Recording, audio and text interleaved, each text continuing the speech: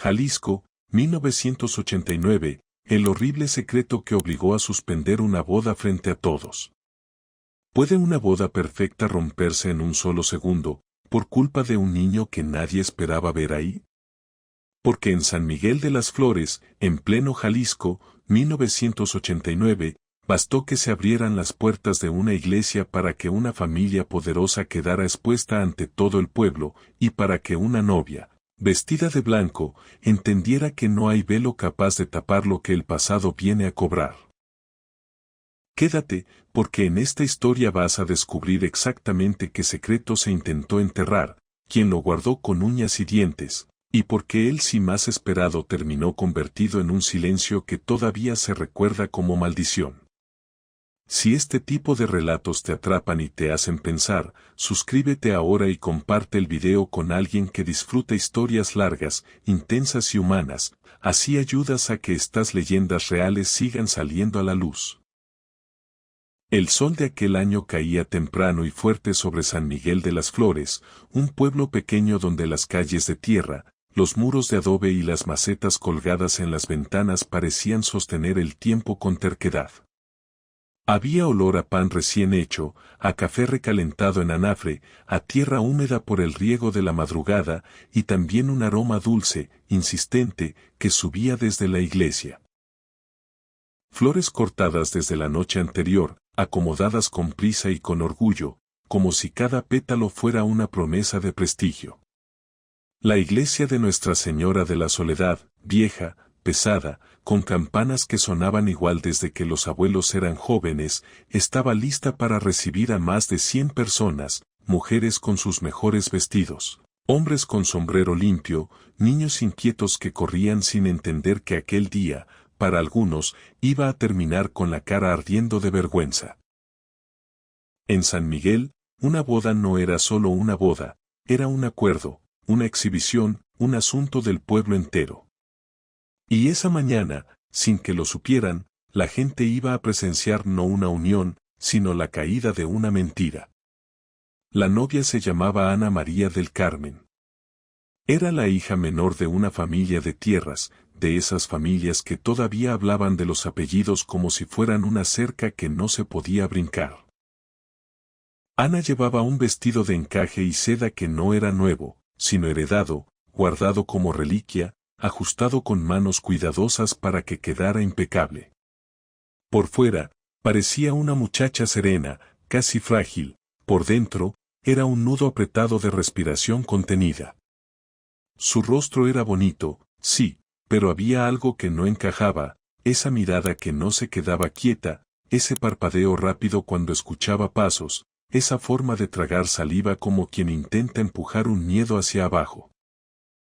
Nadie se atrevía a decirlo en voz alta, pero algunos, los que la habían visto crecer, notaban que Ana ya no reía como antes.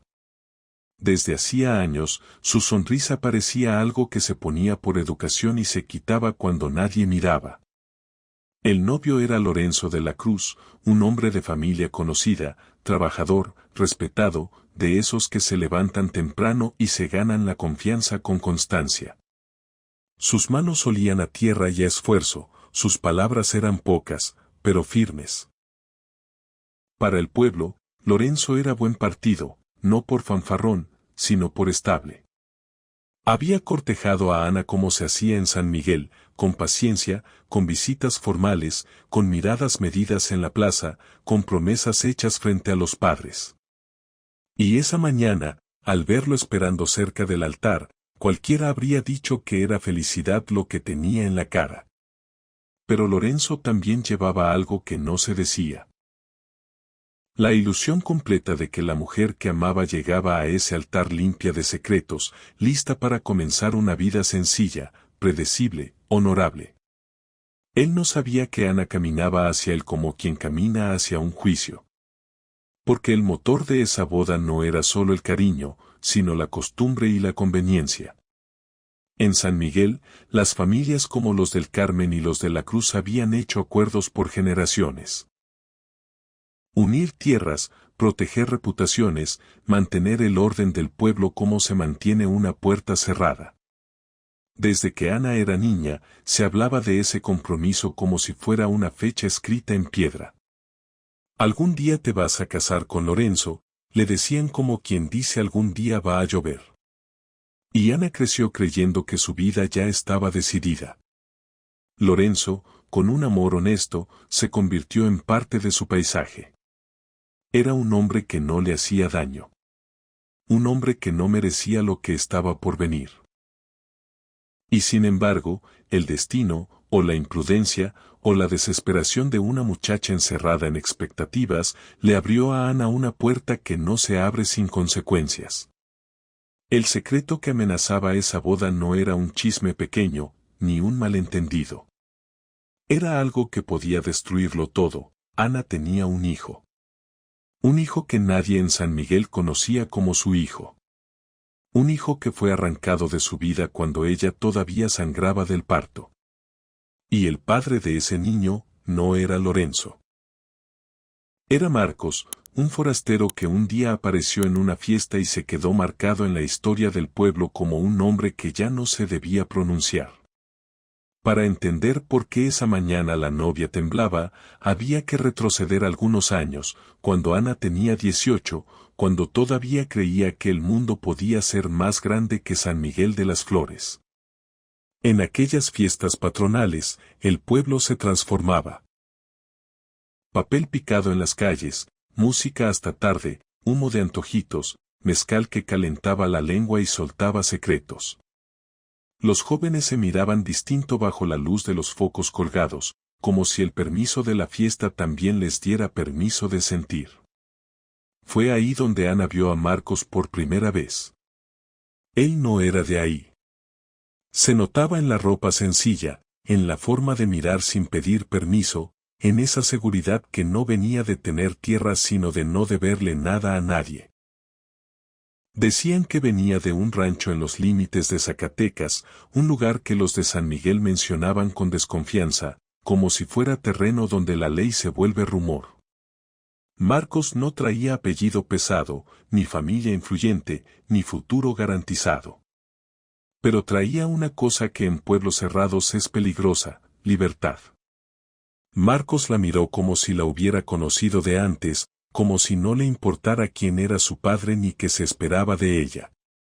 No fue un cortejo formal. Fue una chispa. Un intercambio de miradas que, en una muchacha criada para obedecer, se sintió como aire por primera vez. Empezaron con encuentros mínimos, un saludo rápido, una conversación corta acerca de los puestos, una sonrisa que se repetía al día siguiente como si fuera un mensaje. Luego vino lo inevitable: buscarse. En un lugar donde todo se observa, se aprende a esconder lo que se desea. Se encontraban donde nadie debía estar. Cerca del arroyo, detrás de las fincas, bajo los árboles altos donde la sombra parecía una pared. Ana, que siempre había vivido cuidándose de las miradas, empezó a vivir para esos momentos donde nadie la nombraba hija de, prometida de, señorita decente. Con Marcos, era solo Ana. Y eso la hizo perder la prudencia. Él le hablaba de irse. De una vida fuera del pueblo. De no arrodillarse ante las reglas de nadie. Ana escuchaba esas palabras como quien escucha una canción que no sabía que existía. En su casa, en cambio, todo era protocolo y presión. Su madre, doña Natalia, era una mujer de mirada dura, de esas que no necesitan gritar para imponer. En San Miguel se decía que Natalia podía detener un chisme con solo pararse en la puerta, que podía callar una sala con levantar una ceja. No era una villana de cuento.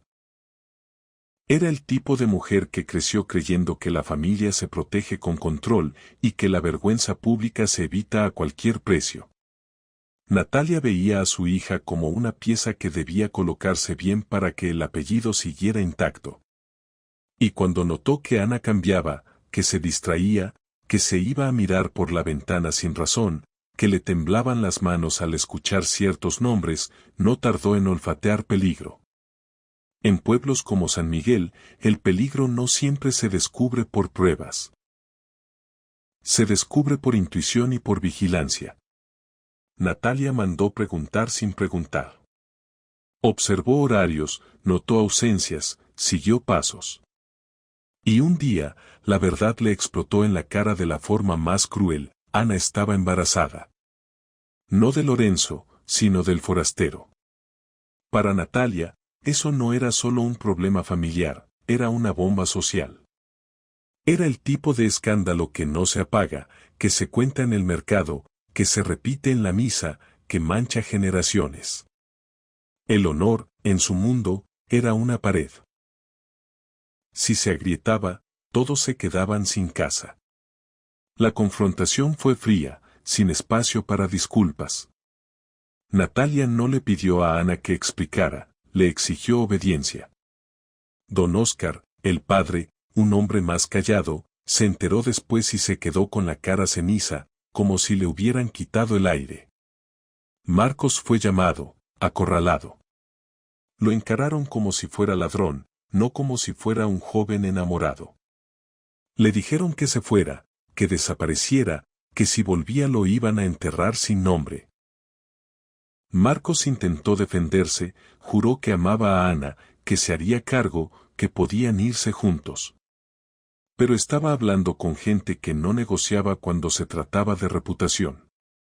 Y Natalia, al ver que el simple vete no era suficiente, decidió algo peor: no quería solo que Marcos se fuera.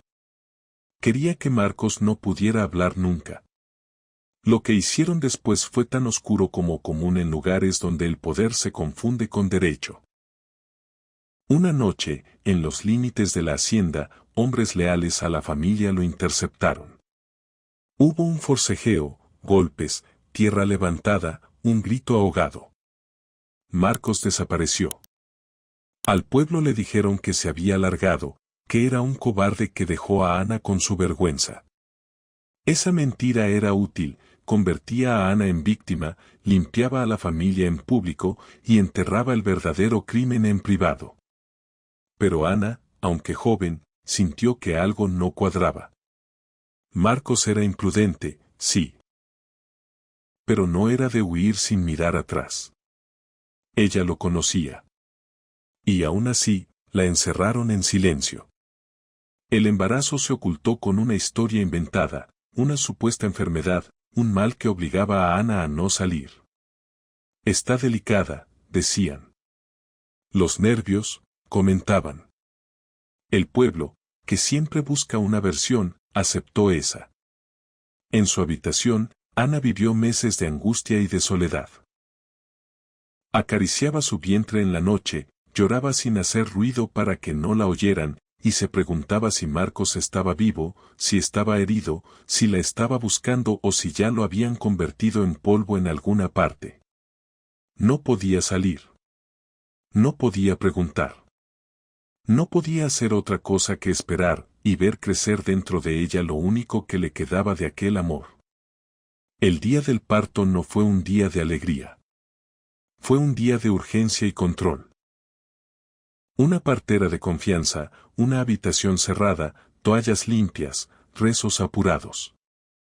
Ana gritó con la cara apretada contra la almohada, mordiendo tela para no hacerse escuchar. Cuando por fin el bebé lloró, fue como si el mundo se partiera. Era un niño. Tenía ojos oscuros y un llanto fuerte. Ana lo abrazó con desesperación, pegándolo a su pecho como quien se agarra de una tabla en medio del agua. Y en ese instante, doña Natalia hizo lo que para ella era salvar a la familia: le quitó el niño. No con ternura, no con tristeza visible. Con determinación. Por tu bien, le dijo, aunque lo que en realidad significaba era por nuestro apellido. Le prometieron que lo mandarían lejos, con parientes en un rancho que nadie visitaba, donde crecería con otro nombre, lejos de la deshonra. Ana suplicó. Se humilló. Se aferró al bebé con uñas y lágrimas. Don Óscar no pudo mirarla a los ojos. Natalia no cedió. Y así, ese niño fue arrancado de los brazos de su madre mientras ella todavía temblaba del esfuerzo de traerlo al mundo. Le pusieron Sergio. Decían que era un nombre fuerte, de protección. Para Ana, fue un nombre que se volvió herida. Porque a partir de ese día, cada rincón de la casa le recordaba lo que perdió. El silencio de la noche le sonaba como llanto. Los pasos de los sirvientes le sonaban como despedida. Y mientras todos fingían normalidad, ella se quedaba mirando sus manos vacías, tratando de entender cómo se sigue viviendo cuando la propia madre te quita a tu hijo y te pide que sonría. Pasaron los años, y Ana cambió. Se volvió más callada, más seria. No era depresión de novela, era una tristeza práctica, diaria, de esas que se guardan para poder caminar. Lorenzo seguía ahí, fiel, paciente, sin sospechar la profundidad del abismo. En el pueblo, él era visto como un hombre correcto que esperaba a su prometida con respeto. Y eso, para Ana, era una culpa más. Porque en cada visita formal, en cada palabra amable, ella sentía el peso de lo que ocultaba. Sabía que Lorenzo la quería de verdad. Sabía que no merecía ser engañado. Pero también sabía que la maquinaria de su familia era más grande que su voluntad. Y sobre todo, sabía que si Natalia había sido capaz de desaparecer a Marcos y de desaparecer a Sergio, también era capaz de destruir cualquier intento de rebelión. Cuando se anunció la boda, la noticia corrió como pólvora. Los del Carmen habían logrado lo que querían, la imagen de una hija recuperada, una unión honorable, una fiesta grande. Se preparó todo para que fuera perfecto, comida abundante, velas, música, flores, invitados importantes. En la hacienda, la víspera se llenó de gente, de risas forzadas, de brindis que no tocaban el corazón de Ana. Ella se sentó frente al espejo esa noche y vio su propio rostro como si fuera de otra persona. El vestido colgado no parecía vestido, parecía una sentencia. El velo no parecía adorno, parecía una cortina que la separaba de su propia verdad. Natalia entró a la habitación con esa postura de mando que no se apaga ni en la intimidad. No venía a consolar. Venía a asegurar el control. Le habló sin gritos, pero con palabras que pesaban. Le dijo que aquello era el final, que lo anterior era una locura, que al día siguiente Ana sería esposa, que tendría hijos legítimos, que todo lo sucio quedaría enterrado. Y Ana, con la garganta cerrada, asintió como quien acepta un castigo para evitar uno peor. Pero por dentro, algo le gritaba que los secretos, cuando se entierran con violencia, no se quedan quietos. Se pudren. Y esa pudrición termina saliendo por algún lado. Amaneció el día. La plaza tenía mariachis desde temprano. La iglesia repicaba campanas con alegría. La gente estaba emocionada. En San Miguel, una boda así era espectáculo, confirmaba jerarquías, mostraba poder, alimentaba conversaciones. Ana se vistió sin sentir el cuerpo. Le peinaron el cabello, le acomodaron el velo, le perfumaron el cuello. Le dijeron que se veía hermosa. Nadie preguntó si esas manos frías eran de nervios normales o de terror.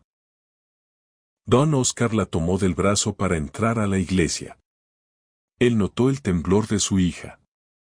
Intentó decirle algo, pero las palabras se le quedaron cortas. En el fondo, era un hombre atrapado, amaba a su hija, pero había permitido que Natalia gobernara con mano dura. Y ahora, caminaba con ella hacia el altar como quien camina hacia el punto donde ya no se puede corregir nada. Lorenzo la vio venir y se le iluminaron los ojos.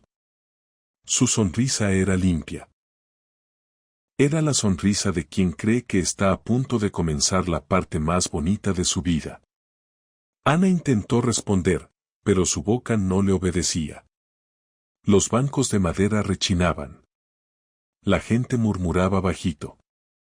El aire olía a incienso y a flor fresca.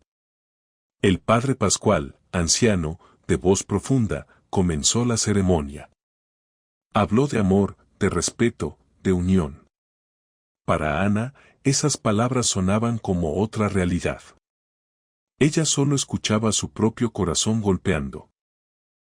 Miraba a Natalia sentada en primera fila, con la cara controlada, sin emoción visible.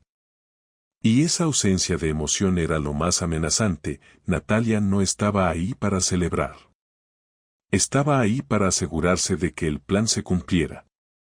El padre Pascual llegó al punto donde todo se define, donde el pueblo entero contiene el aliento por tradición, aunque ya sepa la respuesta, la pregunta del sí. Ana sintió que el aire se volvía pesado. Miró a Lorenzo. Pensó en Sergio. En Marcos. En esa parte de su vida que llevaba enterrada.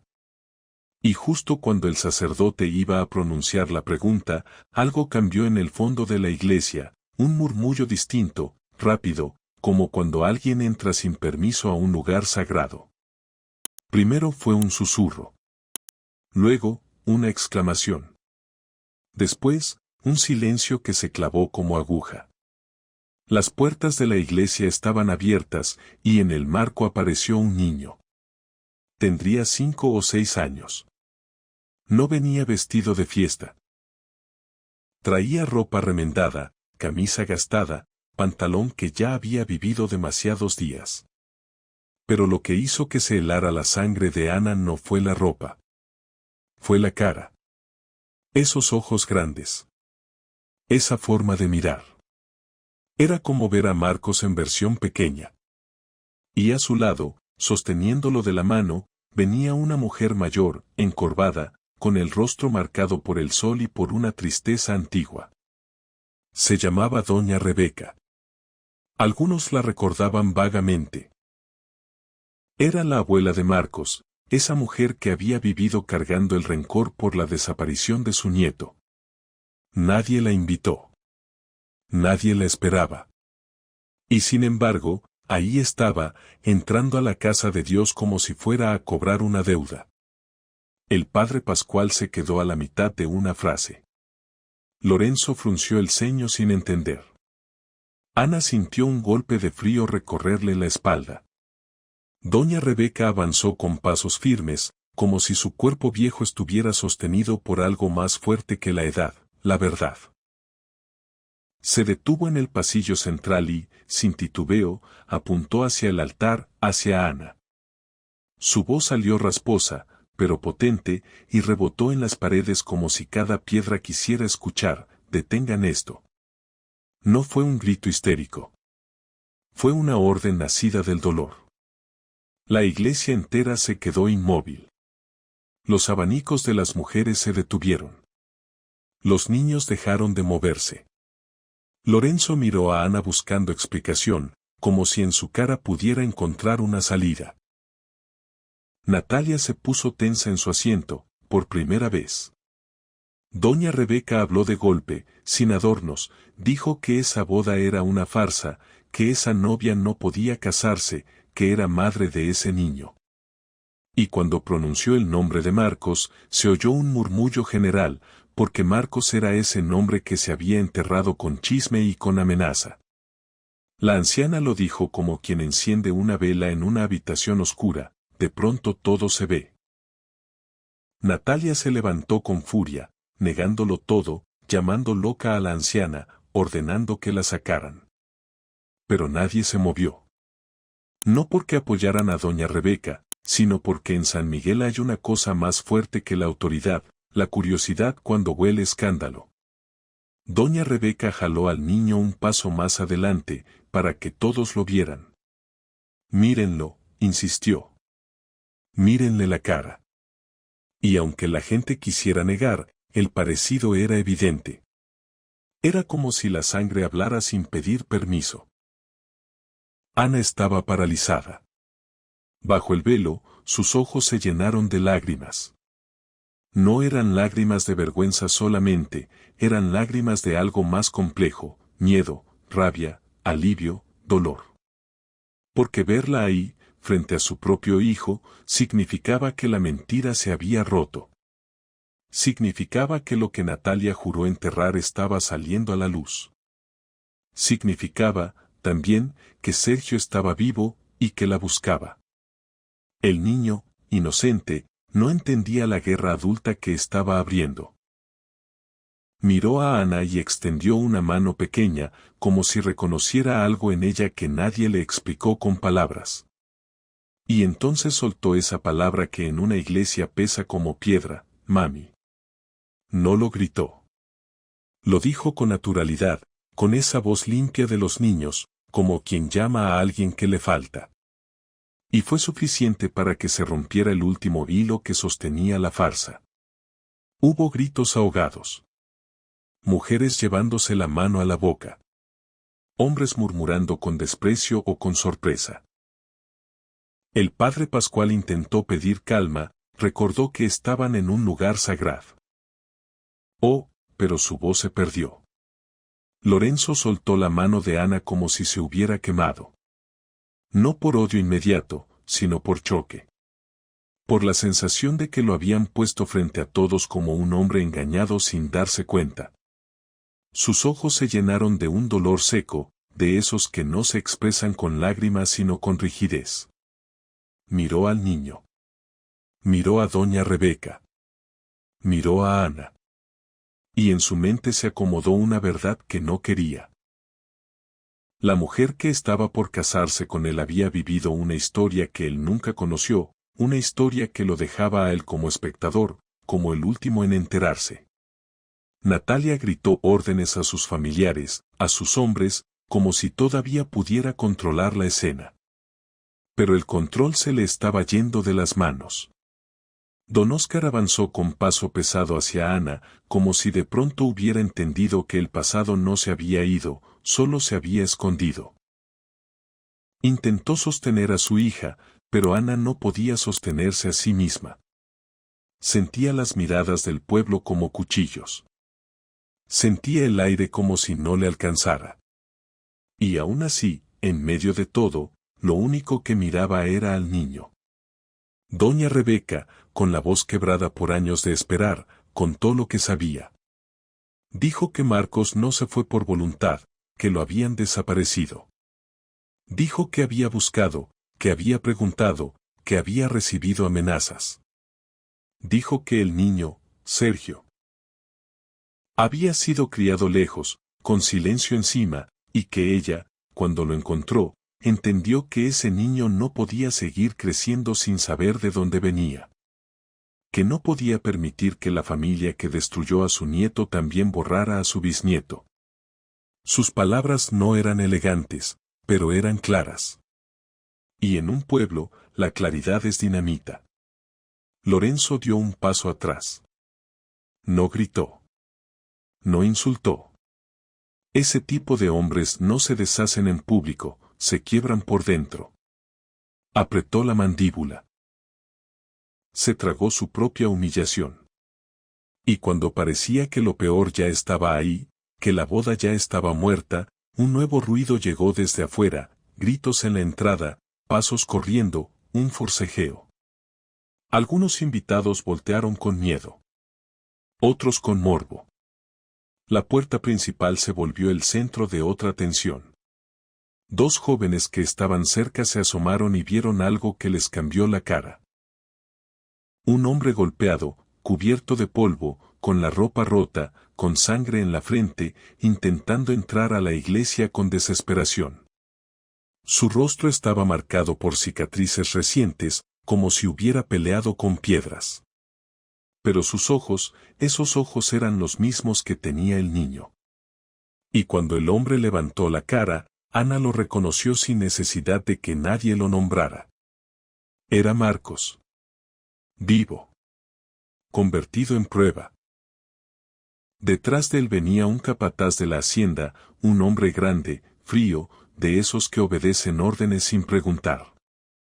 Traía una vara de madera y la levantaba como si no le importara estar frente a la casa de Dios. Intentó impedir que Marcos entrara, lo golpeó con rabia, como si estuviera cumpliendo una misión encargada desde hace años, mantener ese secreto enterrado. Marcos se tambaleó, pero no se rindió. Tenía el cuerpo destruido, sí, pero tenía una fuerza alimentada por algo que no se compra. La necesidad de recuperar lo que le quitaron. Los gritos de afuera se mezclaron con el caos de adentro. Natalia, al escuchar, se congeló. Por primera vez, su rostro de hierro mostró algo parecido al pánico. Don Oscar se quedó inmóvil, como si viera un fantasma. Y la gente, al comprender que no era solo un chisme, sino un hombre real que regresaba del silencio, se quedó sin palabras.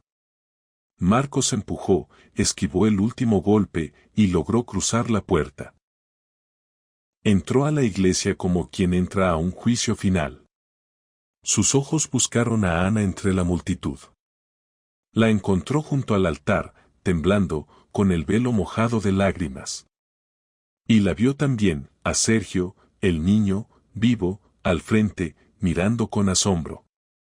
Intentó decir, pero la voz le salió ronca, quebrada. No era una entrada heroica de película. Era la entrada de un hombre que ha sobrevivido a algo que no debería existir. Marcos dio unos pasos, y cada paso parecía dolerle en los huesos. Se acercó lo suficiente para que el pueblo lo viera, para que ya nadie pudiera negar. Volví, alcanzó a decir con esfuerzo. Volví por mi hijo. Volví por ella. No pidió permiso. No pidió disculpas. Solo afirmó su existencia, como si eso fuera la mayor rebeldía. El padre Pascual no sabía qué hacer. El altar se había convertido en tribunal. Lorenzo miró a Marcos con una mezcla de odio y compasión involuntaria. Porque, aunque Marcos era el otro, también era el hombre al que intentaron borrar. Y ver a un hombre así, golpeado, atravesando una iglesia para reclamar a su hijo, no se puede mirar sin sentir algo. Pero Lorenzo no podía quedarse ahí. La humillación lo estaba consumiendo. No era culpa de un rumor, era el derrumbe de su vida planeada. Se dio la vuelta. Caminó hacia la salida con paso firme, sin hacer escándalo. Ese silencio fue lo que más dolió.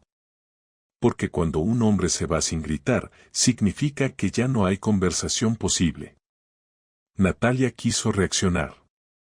Quiso ordenar. Quiso negar otra vez. Pero ya era tarde.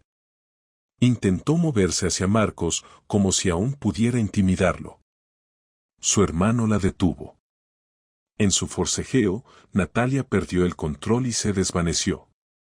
Cayó en brazos de familiares, no como víctima inocente, sino como símbolo. El poder que se sostiene en mentiras se desmaya cuando la verdad aparece en carne y hueso.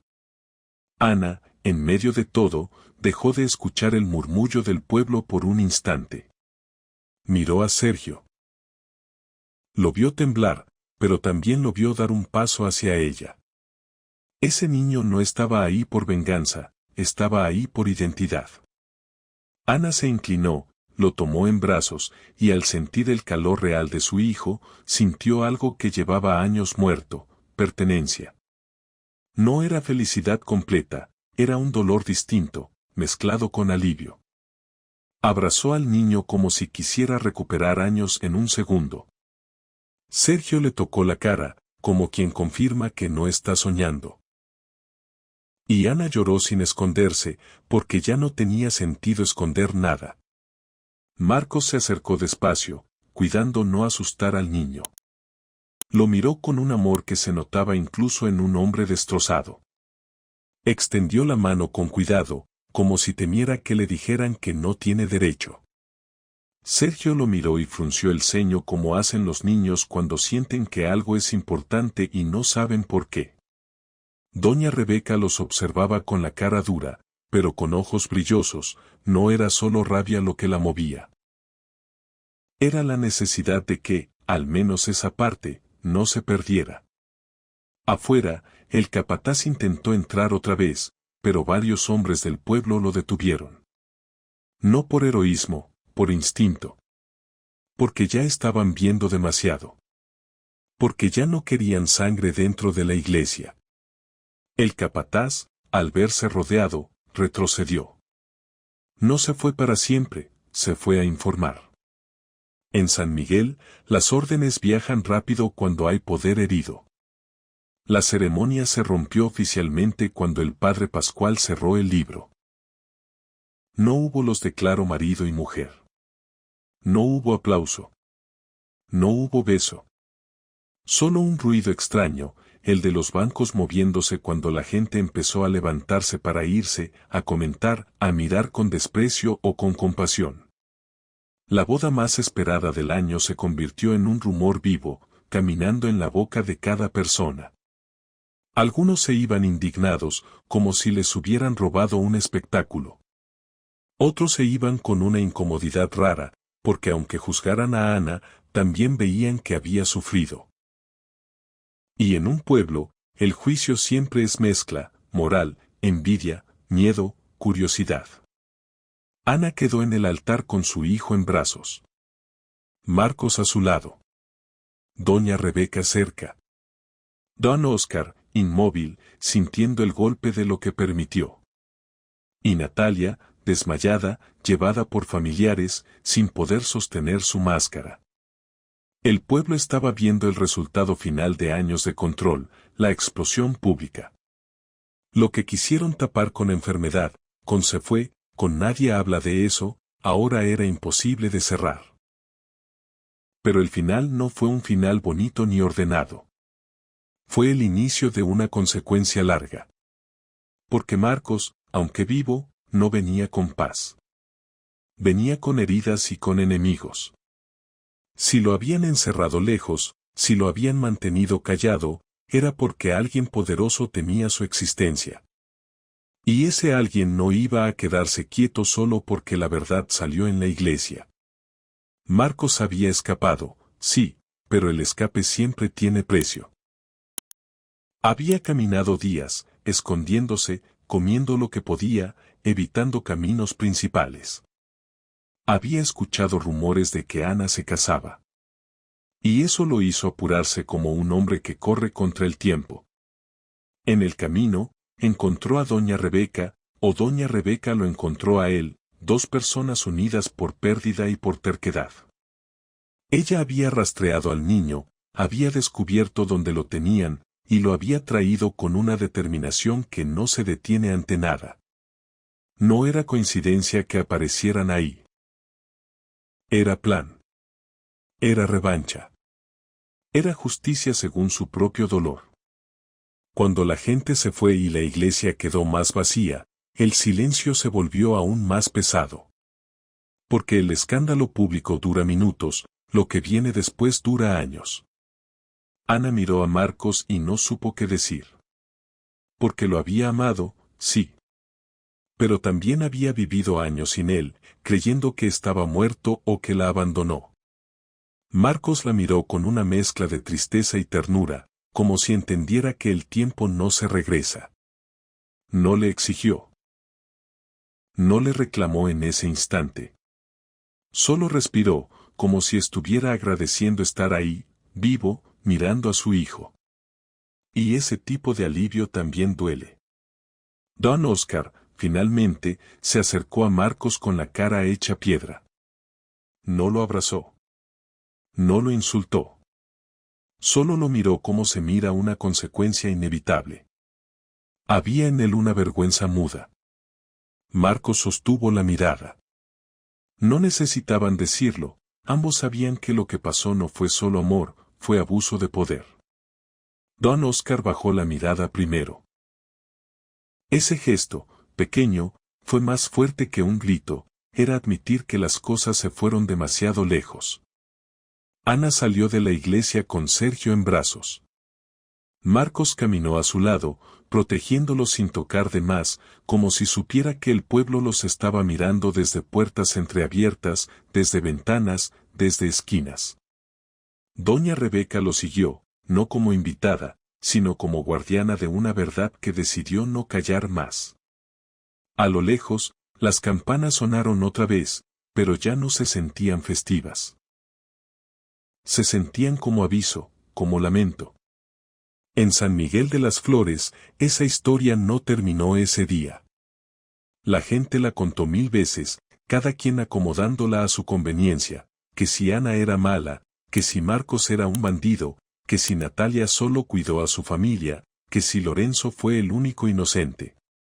Pero si uno escucha con calma, sin morbo, se da cuenta de algo: casi todos fueron víctimas de una regla que el pueblo confundía con virtud. La regla de que la apariencia vale más que la verdad. Y cuando esa regla manda, se cometen crueldades en nombre de lo correcto. Lorenzo, dicen, se fue del pueblo por un tiempo. No por cobardía, sino porque el aire se volvió imposible. Cada saludo parecía burla. Cada mirada parecía lástima. Él, que nunca pidió ser parte de una mentira, quedó como el hombre al que le rompieron el futuro en público. Años después, algunos dicen que volvió y se hizo otro camino. Otros dicen que jamás regresó igual. Nadie puede medir el tamaño de una traición cuando te cae frente a 100 personas. Y nadie puede decirle a un hombre así supera sin sonar cruel. Él perdió algo que no merecía perder: la ilusión. Ana, por su parte, se encontró frente a una decisión que nunca le permitieron tomar. Ya no era la muchacha obediente que caminaba al altar por obligación. Ahora tenía a su hijo. Tenía a Marcos vivo. Tenía al pueblo encima. Tenía a Natalia como enemigo silencioso, incluso si Natalia fingía lo contrario. Porque una madre que controla con miedo no suelta fácil. Y Marcos sabía que el peligro no estaba solo en las palabras del pueblo, estaba en las manos de quienes, antes, fueron capaces de desaparecerlo. Esa noche, cuentan, Ana no durmió. Se quedó mirando a Sergio mientras respiraba, como si no pudiera creer que era real. Marcos, en alguna esquina de la casa donde se escondieron, se cuidaba las heridas y escuchaba el silencio como quien espera pasos. Doña Rebeca no se fue. Se sentó con el rebozo apretado, vigilando. No era una familia normal. Era una familia nacida del daño y de la verdad, intentando no ser destruida por la misma gente que la lastimó. Con los días, las consecuencias se repartieron. Hubo discusiones en las casas. Hubo señoras que dejaron de saludar. Hubo hombres que criticaron en la cantina y luego bajaron la voz cuando alguien fuerte pasaba cerca. Hubo quienes sintieron compasión. Hubo quienes disfrutaron el derrumbe de los poderosos. San Miguel siguió siendo San Miguel, un lugar donde se habla mucho y se ayuda poco. Y sin embargo, Ana, por primera vez, estaba viviendo algo que era suyo: su maternidad, su verdad, su historia sin maquillaje. Lo que doña Natalia intentó esconder, terminó apareciendo en el peor momento. Cuando la iglesia estaba llena, cuando el pueblo entero era testigo. Y eso es lo que convierte esta boda suspendida en una leyenda amarga. Porque no se trató solo de infidelidad o de un hijo oculto. Se trató de hasta dónde puede llegar una familia para sostener una imagen. Se trató del precio que paga una mujer cuando su vida se usa como moneda. Se trató de lo que pasa cuando el poder cree que puede borrar personas y que nadie va a reclamar. Y si esta historia deja algo, no es una moralina, ni un regaño. Es una pregunta que se queda en la garganta: ¿cuántas cosas se hacen por el honor que en realidad son por miedo? ¿Cuántas vidas se rompen para que el pueblo no hable, cuando el pueblo igual habla? ¿Cuántas veces se sacrifica a los más vulnerables para que los de arriba sigan viéndose limpios? Si llegaste hasta aquí, te pido 2 cosas simples. Comparte este video con alguien que ame las historias largas y profundas, y suscríbete para que no te pierdas la siguiente. Y dime en los comentarios, con honestidad, si hubieras sido Ana, con el pasado encima y el pueblo mirando, ¿habrías tenido el valor de abrazar la verdad, aunque te costara todo? Esa noche, cuando el sol por fin se rindió detrás de los cerros y el pueblo empezó a bajar la voz, Ana creyó por un instante que el peor momento ya había pasado. Fue un pensamiento corto, casi un reflejo desesperado, porque lo que había ocurrido dentro de la iglesia era tan grande que la mente busca cualquier excusa para descansar. Pero la calma, en historias como esta, nunca llega completa, solo se disfraza por ratos. Se escondieron en una habitación trasera de la hacienda, no por comodidad, sino porque ahí era donde todavía podían cerrar una puerta y escuchar lo que pasaba del otro lado. Don Oscar los dejó entrar sin decir palabra, con la cara dura de quien sabe que ya no tiene derecho a imponer nada. Doña Rebeca se quedó cerca, apretando el rebozo con manos temblorosas, como si soltarlo fuera soltar la única fuerza que le quedaba. Sergio, cansado de tanta mirada y tanto movimiento, se acurrucó contra el pecho de Ana y se durmió por momentos, y ese sueño inocente fue lo único que suavizó el ambiente. Era como ver una vela encendida en medio de una casa que se está cayendo. Marcos, en cambio, estaba cada vez más pálido. Había entrado a la iglesia con la pura voluntad sosteniéndolo, pero la voluntad no cose heridas. La sangre que parecía poca al principio se volvió más notoria cuando el cuerpo dejó de moverse.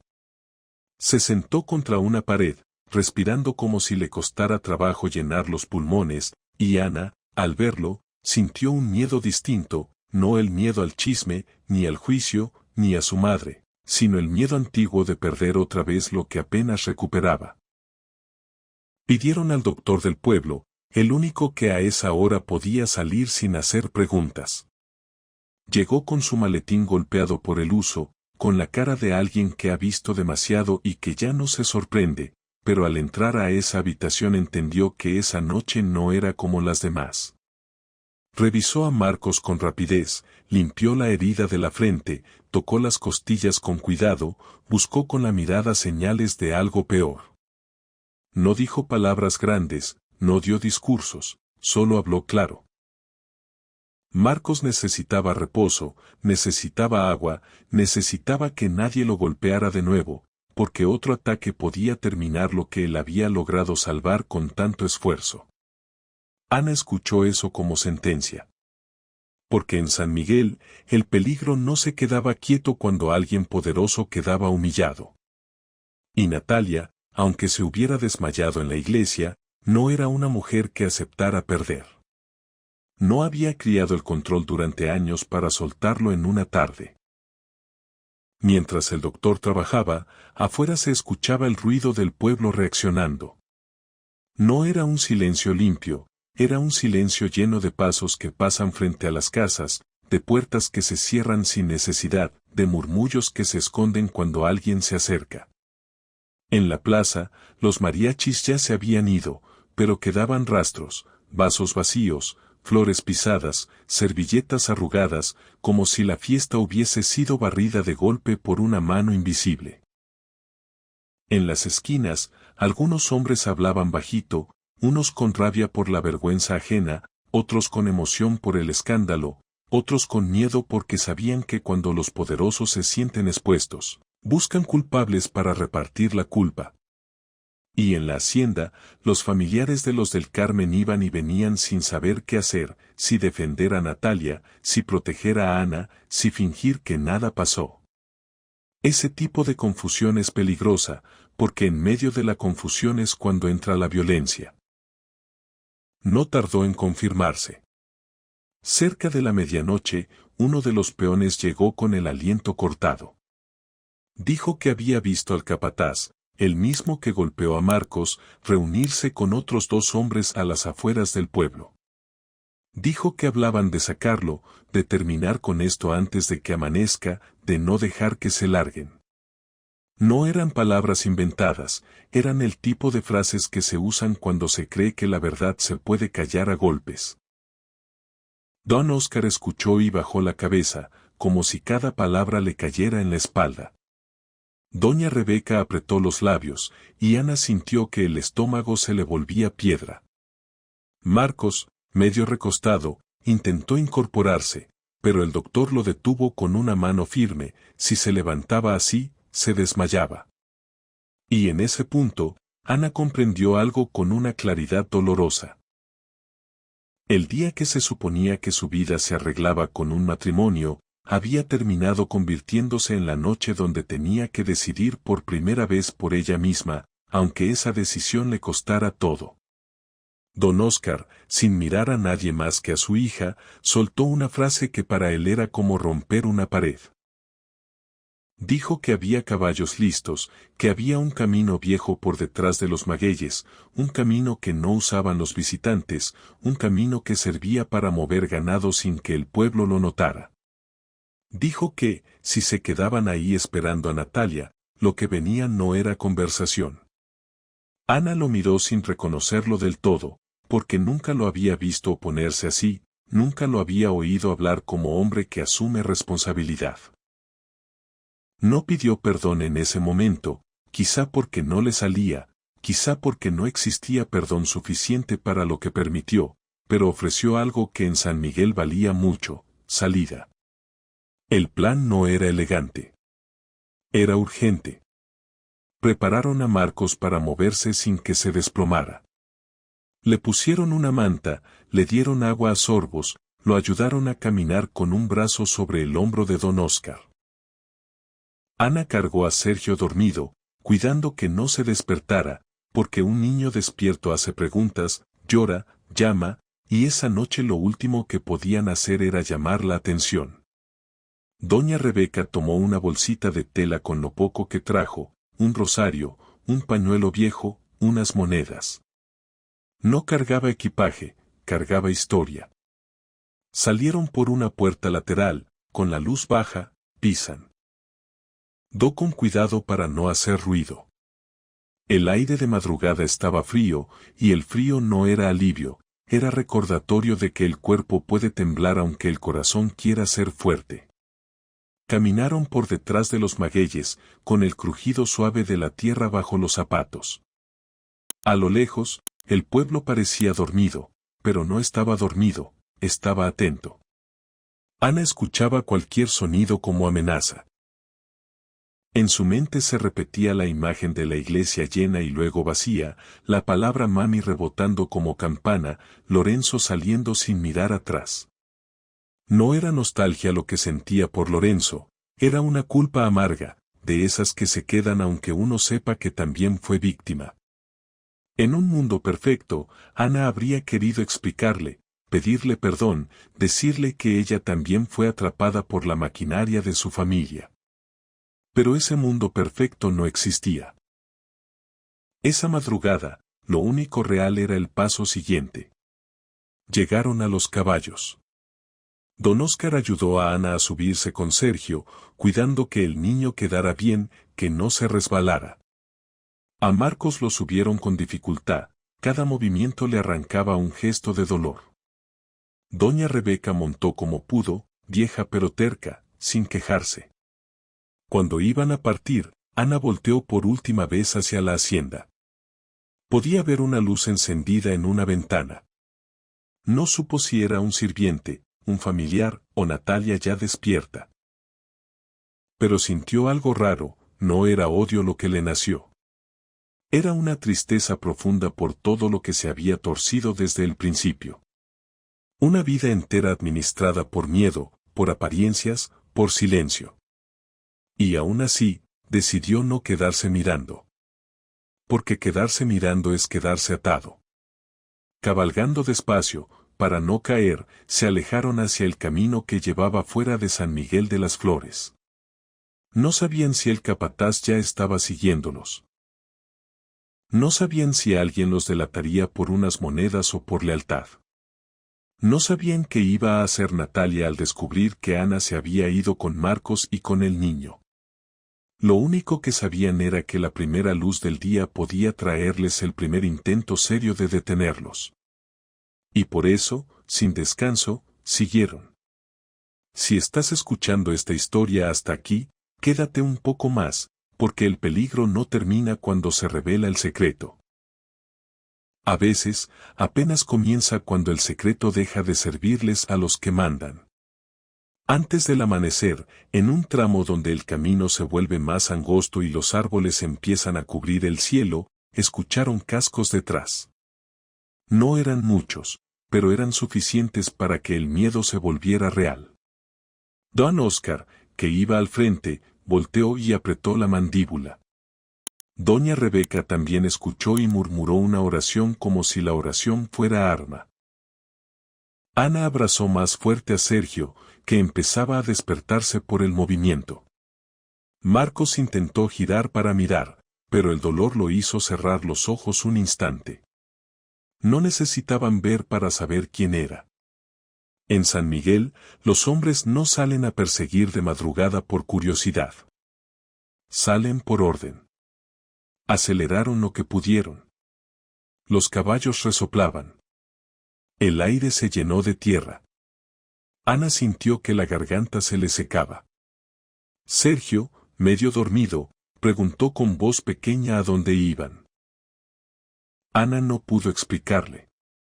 Solo le dijo que estaba con ella, que todo iba a estar bien, sin prometerlo como mentira, sino como esfuerzo. Detrás, los cascos se acercaban. De pronto, un grito. No era un grito de saludo, era un grito de amenaza. Deténganse. La palabra se perdió en el viento, pero el mensaje era claro. Don Oscar hizo algo que nadie esperaba de él. Desvió el camino hacia una vereda más cerrada, una salida que solo alguien de tierras conocía, un tramo que parecía no llevar a ninguna parte. Era arriesgado, pero era mejor que seguir por el camino principal donde podían rodearlos. Entraron entre árboles bajos y matorrales. Las ramas golpeaban la ropa. Los caballos tropezaban. Ana apretó los dientes para no gritar cuando una rama le pegó en el brazo. Sergio se aferró a su cuello. Marcos, con el cuerpo flojo por el dolor, solo se sostuvo como pudo. Los perseguidores intentaron seguir, pero en esa vereda estrecha no era fácil. Uno de los caballos se atascó, se oyó un insulto, se oyó el golpe de una rama, se oyó la frustración de quien está acostumbrado a mandar, no a batallar. Ese momento, pequeño, les dio ventaja. Cabalgaron hasta que el cielo se aclaró. Y cuando por fin salieron a un tramo más abierto, ya no escuchaban cascos tan cerca. No era victoria. Era respiro. Al mediodía llegaron a un rancho aislado donde don Oscar tenía un conocido antiguo, un hombre que no preguntó demasiado, porque a veces la gente entiende que preguntar te mete en problemas. Les dio agua, un lugar donde Marcos pudiera recostarse, tortillas y frijoles para Ana y doña Rebeca. Sergio, con hambre de niño, comió sin pensar. Ese contraste dolía. Los niños no se enteran del peso de los secretos hasta que crecen. Marcos, ya más tranquilo, dejó que el doctor del rancho lo revisara. Dijeron que estaba golpeado, sí, pero vivo, y que si descansaba, si evitaba un nuevo ataque, podía salir adelante. Ana escuchó eso como quien escucha que todavía hay futuro. En ese rancho, por primera vez desde la iglesia, Ana pudo llorar sin sentir 100 miradas encima. Lloró por lo que vivió, por el hijo perdido, por la humillación pública, por Lorenzo, por su padre, por Marcos, por su propia juventud robada. Doña Rebeca la dejó llorar sin sermones. Marcos la miró con una tristeza suave. No intentó convertir ese llanto en romance. Simplemente entendió que ese llanto era necesario. Y cuando Ana se calmó, dijo algo que no había dicho en años, dijo que ella no quería seguir viviendo en una vida prestada. Que ya no podía ser la hija obediente que su madre fabricó. Que si el pueblo la iba a señalar de todos modos, prefería que la señalaran por algo que fuera verdad. Pero las verdades también piden cuentas. Al tercer día, llegó un mensajero al rancho. Traía una carta, sellada. No venía del pueblo como chisme, venía como advertencia. Era la firma de Natalia. Decía, En pocas palabras, que Ana estaba deshonrando a su familia, que ese niño no era suyo ante la ley del pueblo, que Marcos era un delincuente que había regresado a provocar. Decía que si Ana no volvía, Natalia haría lo necesario para recuperar lo que le pertenece. No hablaba como madre. Hablaba como dueña. Y esa diferencia, para Ana, fue el golpe final. Porque en ese papel, Natalia dejó claro que, para ella, la hija y el nieto no eran personas, eran piezas. Marcos se incorporó con esfuerzo y dijo que no podía seguir huyendo sin plan. Doña Rebeca, con la mirada dura, dijo que Natalia iba a mover gente, porque el orgullo herido se vuelve peligroso. Don Oscar, que había permanecido en silencio, tomó la decisión que más le costó. Dijo que él regresaría a San Miguel para frenar lo que pudiera, para hablar con quien tuviera que hablar, para evitar que Natalia mandara hombres armados tras ellos como si fuera cacería. Ana se negó al principio. No quería perder a su padre también. Pero don Oscar le dijo algo que, quizás por primera vez, sonó como verdad limpia, le dijo que él había permitido demasiadas cosas por miedo, y que si no hacía algo ahora, iba a cargar esa vergüenza hasta la tumba. Ana lo abrazó como no lo abrazaba desde niña. Y ese abrazo fue raro, no borraba el pasado, pero abría una puerta pequeña a la reparación. Don Oscar se fue al amanecer. Ana lo vio alejarse y sintió un vacío, pero también una determinación. Marcos y Ana decidieron entonces que no podían quedarse cerca. Buscaron moverse hacia Guadalajara, donde el pueblo no los conociera por apellido, donde la vida pudiera ser más anónima. No era una idea romántica, era supervivencia. En 1989, una ciudad grande podía tragarse un escándalo de pueblo y convertirlo en historia vieja. Y Ana necesitaba que su hijo creciera sin escuchar, desde la ventana, como lo llaman pecado. El viaje fue lento. Marcos no podía forzar el cuerpo. Sergio preguntaba mucho. Ana contestaba lo esencial, cuidando no cargarle el peso adulto. Doña Rebeca, aunque mayor, insistía en acompañarlos. Yo abrí esta puerta, dijo una vez, y no voy a dejarlos solos en el pasillo. Esa frase, sencilla, mostraba la raíz de la anciana. Sí, traía rencor, pero también traía responsabilidad. Había arrojado la verdad a la iglesia como piedra, y ahora no pensaba desaparecer como si nada. En Guadalajara, los primeros meses fueron duros. No por castigo divino ni por maldición mágica, sino por realidad. Marcos era un hombre sin papeles claros, sin trabajo fijo. Ana era una mujer que venía de una hacienda, pero no sabía la vida de la ciudad. Aprendieron a moverse en mercados, a buscar renta barata, a aceptar ayuda sin orgullo. Marcos consiguió trabajo en un taller, con las manos que sabían de tierra y que ahora aprendían a lidiar con fierros. Ana cosía, ayudaba en una cocina, lo que saliera, siempre con Sergio cerca. Doña Rebeca se quedaba con el niño mientras ellos trabajaban, contándole historias sencillas, sin convertir su vida en drama. Sergio crecía viendo algo que en San Miguel no habría visto.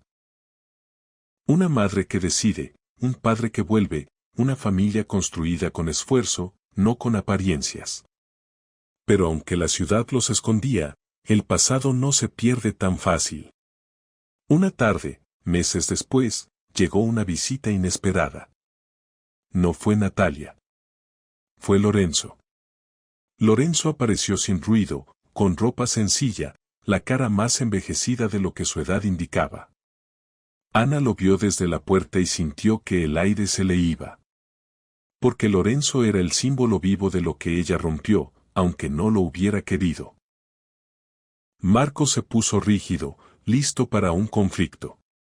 Doña Rebeca apretó el rebozo, desconfiada. Pero Lorenzo levantó una mano, como pidiendo calma. No venía a pelear. Venía a cerrar algo que se le quedó abierto. Se sentaron. Sergio estaba en el cuarto, jugando. Lorenzo miró a Ana con una mezcla de dolor y cansancio. No la insultó. No la llamó traidora con palabras grandes. Dijo que al principio sintió vergüenza, tanta que no podía salir a la calle. Dijo que en el pueblo lo miraban como a un tonto, como a un hombre al que le vieron la cara. Dijo que por semanas quiso odiarla, porque odiarla era más fácil que aceptar que él también fue usado.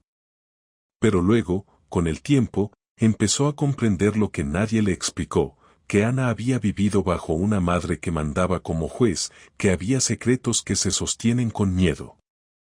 Lorenzo admitió, con la voz baja, que él no se preguntó nunca por qué Ana estaba tan triste. Que él se conformó con la idea de que el matrimonio arregla a la gente, como se arregla un mueble. Y cuando dijo eso, Ana sintió algo raro, no era perdón completo, pero era una rendija de humanidad. Lorenzo también traía noticias de San Miguel. Dijo que Natalia no se quedó quieta. Que intentó mover influencias, buscar gente, fabricar versiones. Pero el escándalo había sido tan grande que el control se le volvió más difícil. Dijo que don Óscar había puesto un freno, que por fin se plantó, que ya no dejaba que Natalia mandara sola. Dijo, incluso, que el capataz que golpeó a Marcos había sido expulsado, no por justicia perfecta, sino porque se volvió un riesgo para la imagen de la familia. Era irónico. Al final, los mismos que querían proteger el honor tuvieron que sacrificar a uno de los suyos para aparentar orden. Lorenzo miró a Ana y soltó la frase que vino a decir. Dijo que él no podía volver al mismo lugar de antes, que necesitaba empezar de nuevo. Pero también dijo que no quería cargar odio, porque el odio lo iba a volver amargo. Le pidió a Ana algo que sonaba simple, pero era enorme, le pidió que no volviera a usar su nombre como escudo, que si alguna vez alguien preguntaba, dijera la verdad sin meterlo a él como villano. Ana asintió, llorando. Lorenzo se levantó, miró hacia el cuarto donde estaba Sergio, y aunque no lo conocía, se le notó un gesto de ternura breve, como si entendiera que ese niño no era culpable de nada. Se despidió con respeto, sin abrazo largo, y se fue. Ese encuentro no arregló el pasado, pero bajó el fuego de una herida que, de otro modo, habría quemado para siempre. Con los años, Marcos sanó del cuerpo, aunque algunas cicatrices se quedaron como recordatorio. Ana aprendió a vivir sin pedir permiso. Sergio creció con preguntas, sí, pero también con respuestas. No le contaron todo de golpe, porque un niño no carga historias como un adulto, se le van contando como se cuentan las cosas difíciles, con verdad y con cuidado. Doña Rebeca envejeció más rápido en la ciudad, porque el cuerpo resiente el cambio, pero se quedó hasta donde pudo. Cuando ya le faltaban fuerzas, le pidió a Ana una sola cosa, que nunca dejara que a Sergio lo hicieran sentir vergüenza por cómo nació. La vergüenza no le pertenece al niño, dijo, le pertenece a los que creyeron que podían borrar gente. Poco después, doña Rebeca murió tranquila, no como castigo ni como tragedia forzada, sino como alguien que, al final, pudo ver a su sangre reunida. En San Miguel de las Flores, la historia se volvió leyenda. Las señoras la repetían en voz baja, pero con detalle. Los hombres la contaban en la cantina, exagerando unos puntos y escondiendo otros.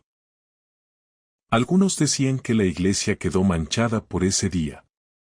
Otros decían que fue lo que tenía que pasar.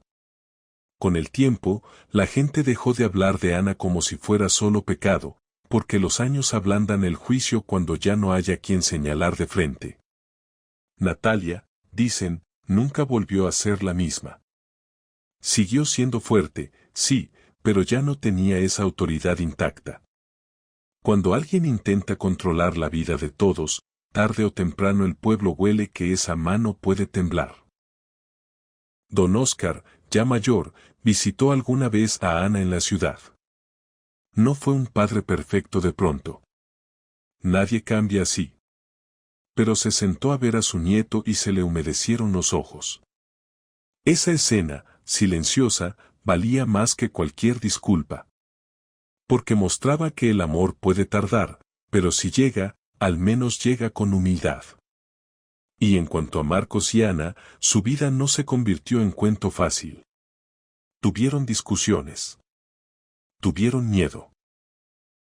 Tuvieron noches donde Ana se despertaba sudando, creyendo escuchar cascos otra vez. Marcos tuvo momentos de rabia, no contra Ana, sino contra todo lo que le robaron. Y aún así, siguieron. No porque fueran héroes perfectos, sino porque se aferraron a algo sencillo, a no volver a vivir en mentira. A criar a Sergio con dignidad. A no repetir la crueldad. En eso consistió su redención, no en borrar lo que pasó, sino en decidir qué tipo de familia iban a ser después de tanto daño. Con el tiempo, Sergio se volvió hombre. Y hay un detalle que en San Miguel todavía se cuenta como símbolo, como si el pueblo necesitara un objeto para guardar la memoria. Dicen que, muchos años después, una tarde de noviembre, alguien dejó en la puerta de la iglesia de Nuestra Señora de la Soledad un ramo de flores de cempasúchil, bien acomodado, sin tarjeta, sin nombre. Solo flores. Algunos dicen que fue Ana, de paso, en silencio, sin querer que la vieran. Otros dicen que fue Sergio, ya adulto, regresando a mirar el lugar donde su vida apareció en público por primera vez. Nadie lo confirmó. Pero el ramo apareció. Y en los pueblos, a veces los símbolos pesan más que las pruebas.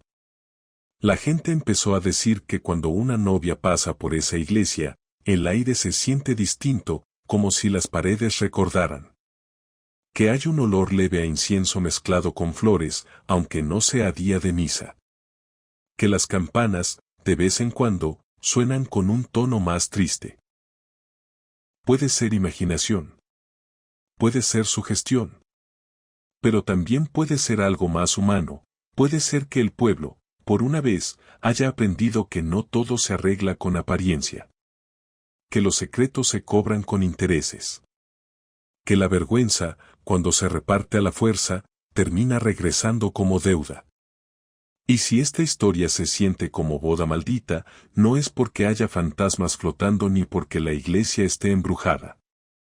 Es porque el verdadero espanto, muchas veces, vive en decisiones humanas.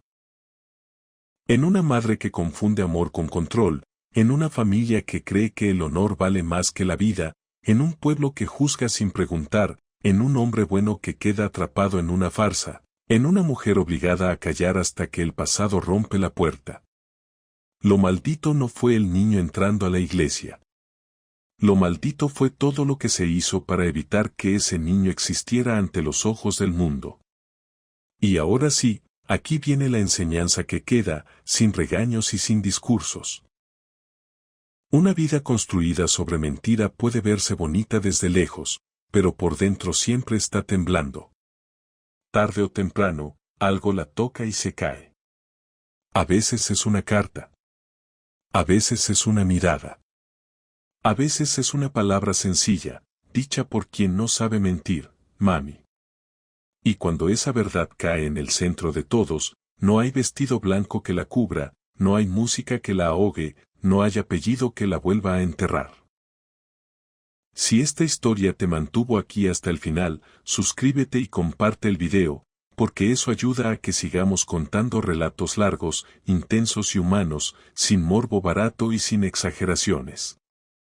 Y quiero dejarte una pregunta, de esas que se quedan pensando cuando se apaga la pantalla: si hubieras sido Ana, con el peso de tu familia encima y con todo un pueblo mirándote, ¿habrías regresado para salvar el honor, o habrías elegido la verdad aunque te costara perderlo todo?